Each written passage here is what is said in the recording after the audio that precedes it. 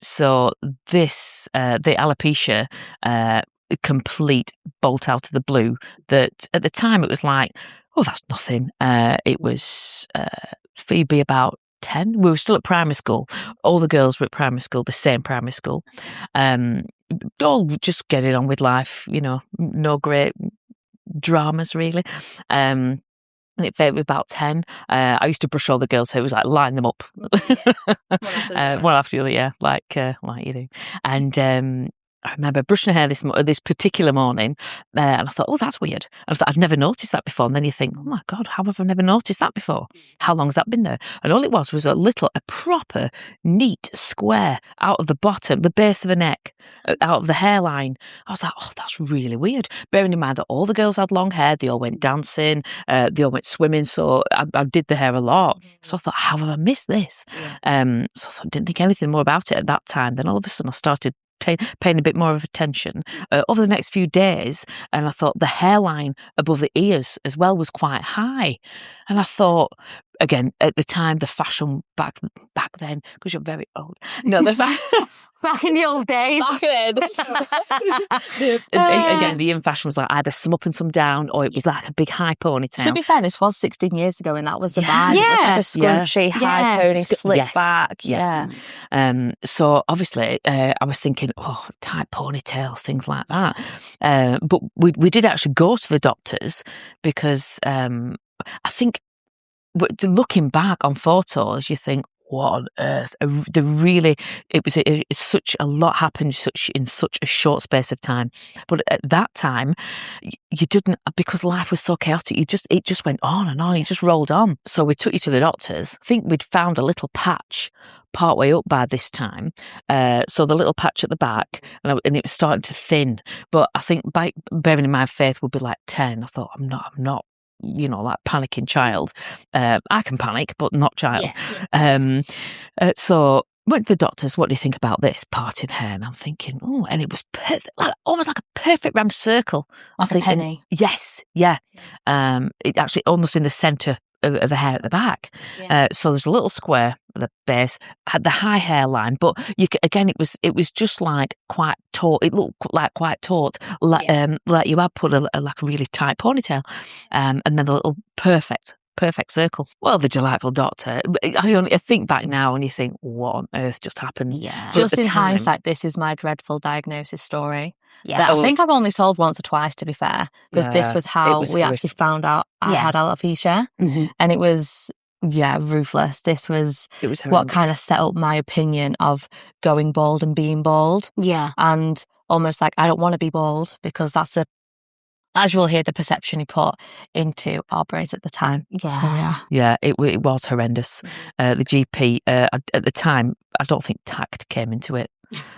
Considering he was dealing with like a 10-year-old child, he was talking directly at me, but I'm thinking this is about Faith as well. And I've always, it's one of them children. I don't believe in the children should be seen and not heard. You know what I mean? It's happening to you.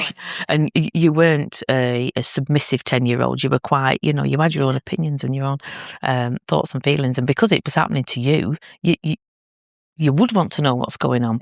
So the GP then came out with I think it's a blah, blah, blah, blah. I was like, what was this? Alopecia areata at the time. Yeah. And it was like, okay, but I'd heard of alopecia, but only because of my background and with the medical background, the nursing background.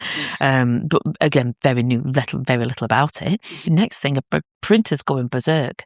Printed out all these printout sheets. I was like, what's this?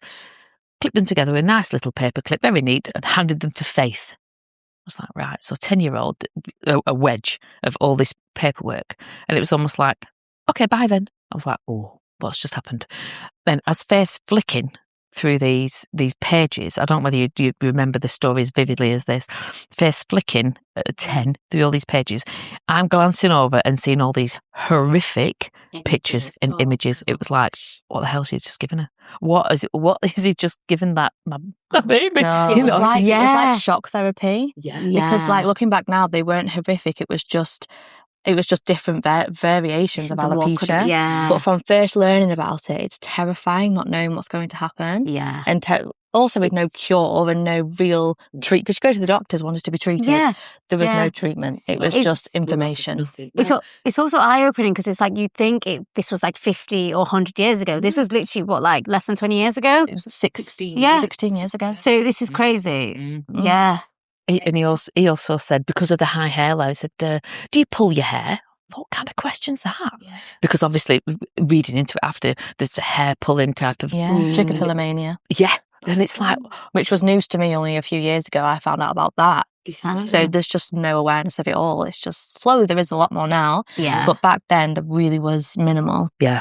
Yeah. And I'm like, what kind of question is that to ask that? So again, not seeing the significance. So we came out of that quite disillusioned, really. Bearing in mind, Faith she looked petrified coming out. And it's like, how do you drag a child's mood up from this? I think McDonald's worked a treat, but you can only get so many Mackies to boost your mood, can't you? Yeah. But that was...